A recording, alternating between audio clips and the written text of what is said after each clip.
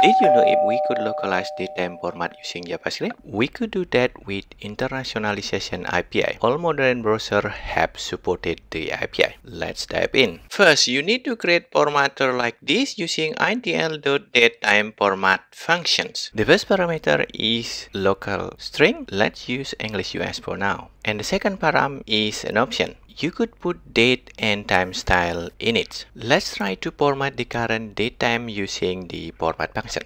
And here is the output. It started with month and followed by date and year. If we change the local, for example, to British English, the output will be started with date and then followed by month and year. If you don't want to print the time, just remove the time style option like this. And only the date part will be displayed. Similarly, if you want to display the time only, just remove the date style option.